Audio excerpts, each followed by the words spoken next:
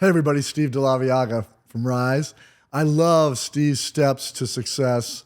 I've had so much fun in this podcast. We're taking, in this case, life lessons across the spectrum that I've had the privilege of learning, and sometimes the hard way, and then sharing them with folks today. For context, it's going to come out of my context, right? Growing up in a single parent family home, playing sport most of my life at a level sometimes medium trending to higher. Being able to talk about running businesses, being an entrepreneur, having multiple businesses acquired, and then building into becoming somebody who now I can look back 56 years and say, over the last 46 years, here are the top 10 things that I've learned. Number one, being part of a team has immense value. I can tell you when you start off in anything, I learned early on the pack is and the sum is greater than, just being a single person. It just is. And so I love the whole team thing. I've done it my whole life. Started in sports. My first ever experience with that when I was in fifth grade was the San Ramon Spitfires. We were 75-5-1. And back-to-back years, played for state championships, and it was just 12 of our best friends. Guys we'd grown up with our whole lives. We were born into it. We were all athletes from different sports, but we all decided to play in the same soccer team. And that athletic thing, we had a coach named Paul Colvar. I'll never forget him. Shout out, Paul. And he was a little bit crazy, but he made us feel invincible. And he really made us a pack. We ate together at school. We slept at each other's houses before every game. We'd spend whole weekends together. We did this went for 3 years straight. And I really remember thinking like, gosh, these guys, I felt such a part of something. And when you start to realize that comfort and excitement and love you have for people you spend time with, and I think about to this day, Jeff Raposa, Todd Gibbons, Tommy Hills, Tommy Tringali, Brian Culp. I can name these guys off, and this is 43 years ago when we did this, and I can still name them off. It was like the start of really having understanding that being part of a team is so important. So, for me, I learned I want to be part of teams. I don't want to do something ever just me. It had very little to no value for me. But when I could be part of a team, that was exciting, something I wanted to do. Secondly, and again, this comes out of being in sport my whole life, be coachable. I learned that I watched players who, when they were criticized, would pout, or when you're young, cry, or when you got older, roll their eyes and not be coachable. I was generally the best player on my team in basketball circles. And I was in junior high, high school, college, and professionally. I was our best player. And I learned that being coachable gave me a whole nother level of respect from our other players, from our coaches. I never, when a coach was critical, did anything, and this came from my mother. I looked my coach in the eye, I nodded my head, I said, yes, sir, or yes, ma'am, and I made sure I was attending. I went out and tried to do the very next thing what they asked. When you were coachable, you got different levels of opportunity.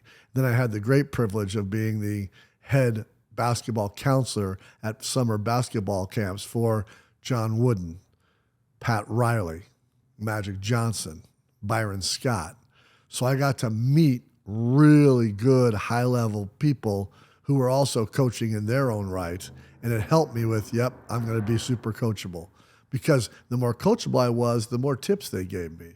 The more things they let me know, hey, try this. Hey, you could really do it if you could do that. And when they saw me actually executing and implementing what they had shown me, you know what they did? They showed me more things to do, told me more things to do. When you're not coachable, when someone comes out and they're not coachable, you know what happens? They quit coaching you. They quit giving you advice. They quit sharing their knowledge or experiences. I wanted to be shared with and have experiences with. Number three, playing a team sport's awesome. Playing any kind of sport or activity is awesome. Winning is way better than losing. So number three is I developed an intangible skill of a will to win. I would do whatever it took to win a game. If that meant, I ran myself to exhaustion before. I had games where I didn't take, I would go guard their best player trying to shut it down, not take one shot myself in the fourth quarter if that meant we could win. So having a will to win, and really it was born out of a fierceness of not wanting to lose. The way I slept, the way I ate, the way I was able to conduct myself over the next 2 days, when we won was so much more enjoyable to me than when we lost. It made me compete and think and do things at a level that was different than other people. And everybody says, oh, I want to win. I got news for you. Winning is a learned skill. It's fact. That's why winners win. Success leaves clues. So if you learn to lose when you're 8, 9, 10, 11, 12, then when it gets into real life stuff, you're just kind of thinking that's the way it works. I lost very rarely growing up. And I had a mom who was, she didn't do the participant trophy program. She didn't do everybody played hard should get rewarded. She told you the truth. She was completely honest rather than gentle. So for me, having that intangible of a will to win and then making the others around me, it gets infectious, right? And I used to say to coaches when they would grade me as a player, well, in basketball, Steve, you're a step slow. Your vertical leap's only 32 inches. We like a guy at 38 or 39. You're a little bit thin for your area, but you win.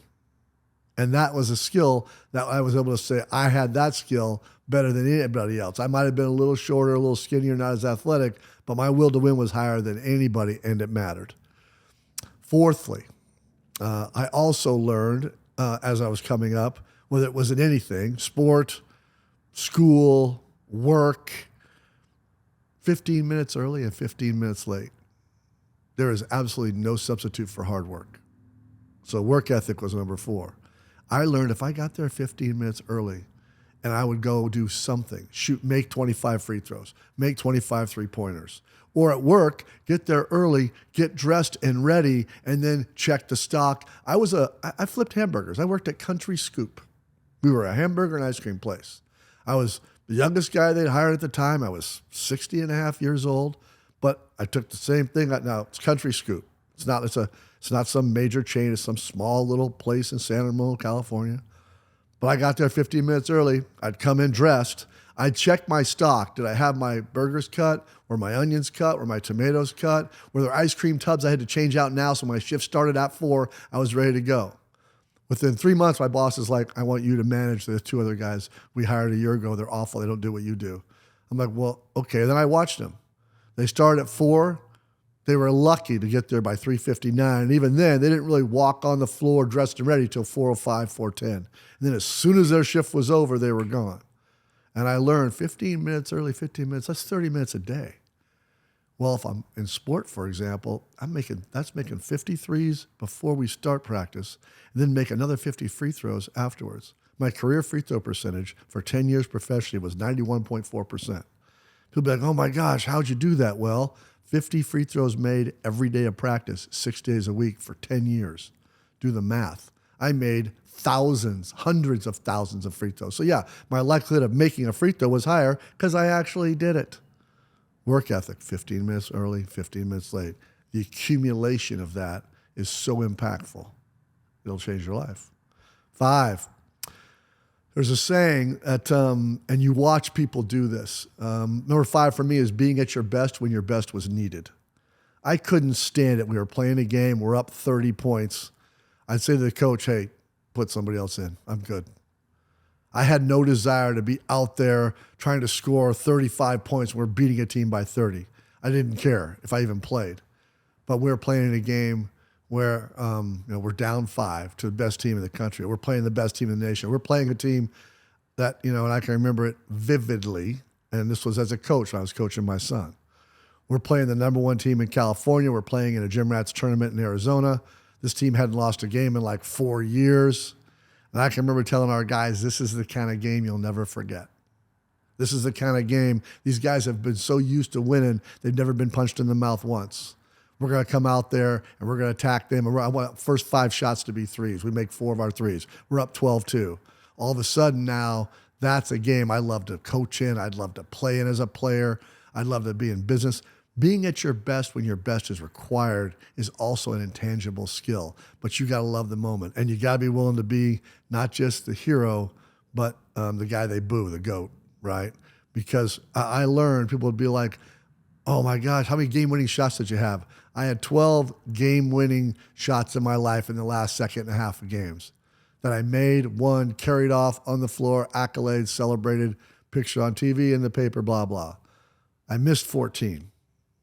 So to be clear, 14 times you took the last shot, didn't make it, and you were the guy that cost him the game, missed a shot that could have won it, probably should have looked at a different option. You got to deal with all that. So when you learn in this spot that, hey, you know what? I'm okay with being the bad guy when I miss because it allows me to be the guy, the hero guy when I make it. And I'd rather have that chance because I'm going to be more prepared than anybody else to take that shot. So being at your best when your best is needed is number 5. Number 6, when I'm young, when we're young as people, whether you're in a sales role or a business role or a sport role or a student role, so you really like the idea of being liked. About 27, 28 in my life, I learned I'd rather be respected than liked. Because trying to be liked, it's a difficult job. Because no matter what you do, the same amount of people are going to like you or not like you. It's just fact. So you had to decide, I'm going to be who I am. I'm going to be consistent. I'm going to be honest rather than gentle. I'm going to be me. I'm going to be intense and demanding. And I'm going to be, hey, we're going to do things at a certain level, at a professional level in my world. We're going to do that. And when you decide to do that, you're going to make some people angry. You're going to become a target. You're going to be someone who says, well, you know, he's hard to be around. He's difficult. Yep, I am. Absolutely. But if you're around it, you have to decide because we're going to get better. And if that doesn't work for you, I'd rather you respect my culture and not be part of it than like me. And you know what I learned overall? Same amount of people like you as don't like you. It doesn't change a damn thing. So when you figure out I'd rather be respected rather than liked, you operate better, you do things better, you act better.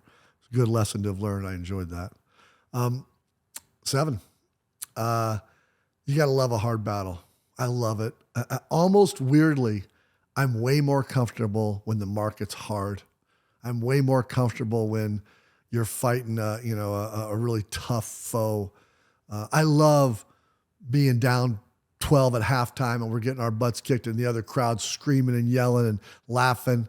I love that because there's a chance to be great now.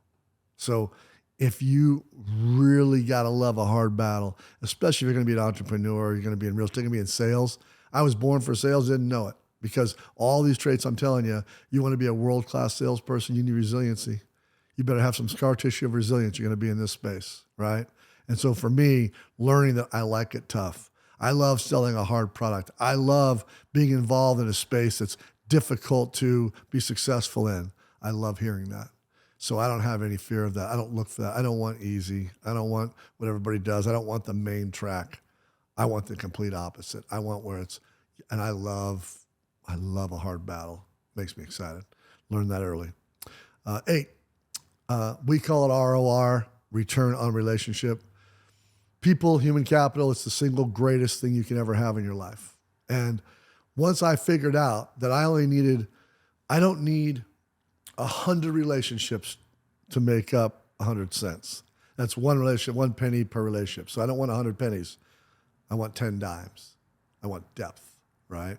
So I spent time with Coach Wooden and got to make him my friend. We corresponded. We wrote letters. When it came time for me to play professionally, he wrote a letter for me and helped me with Australia.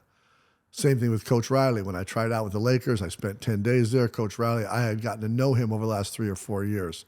I was attentive to when he gave ideas or thoughts. I asked him questions. He spoke at my senior year banquet, came in front of 400 people and said he was happy to do it because he respected the time I'd given him. I had poured into that relationship, but he didn't need to. He didn't need to help me. He was the coach of the decade. He was the coach of Los Angeles Lakers. He won 5 world championships in 9 years. But the reality was, when you pour into someone like that, they pour into you back. And when it came time for me to keep playing professionally because I was being released by the Lakers, he made 2 phone calls and helped that happen. So I learned early on that the relationships that matter, pour into them. For the ones that don't.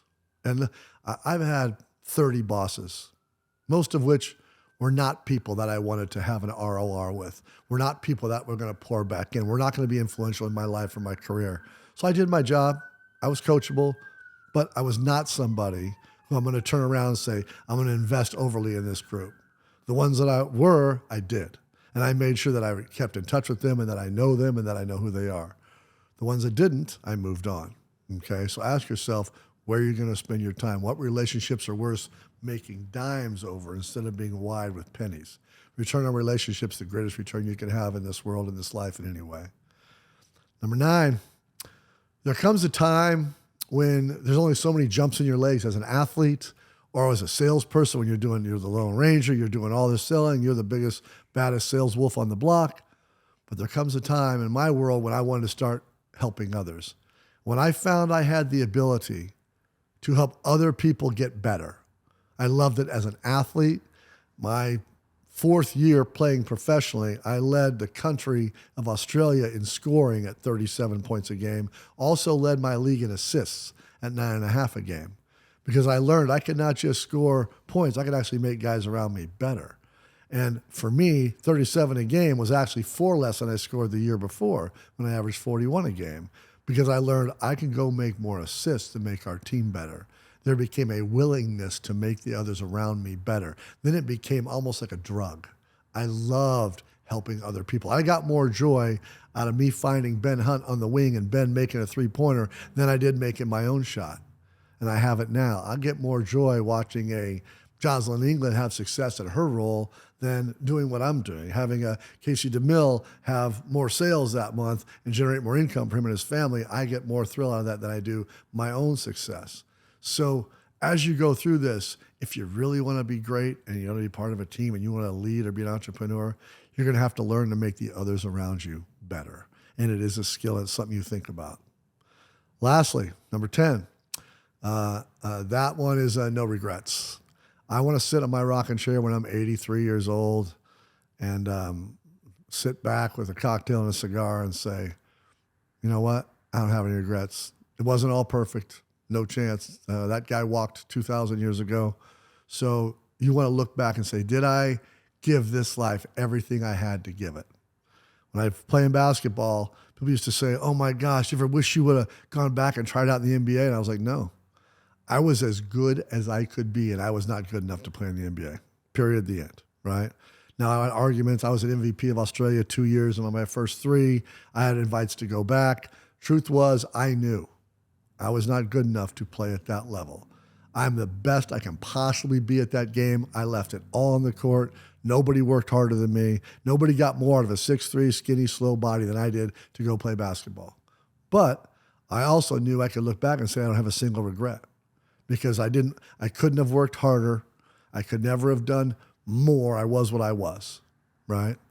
So as you sit in life, I say the same thing in business. I want to work as hard as I possibly can to be successful for me, my family, and the people around me. And if I can do that knowing I did it without exception, the fastest, best, hardest way I could do it, then I can be happy. If I look back and I go, oh, I wish I'd worked a little harder on that. I wish I'd spent more time with some people that really mattered back then. I wish all the wish-I'ds, the regrets. So your goal in life, my goal in life, is to have no regrets. Look back and say, I did it as good as I can do it. And again, I wish I knew these life lessons all at the same time when you're 8, 9, or 10. Truth is they accumulate over time.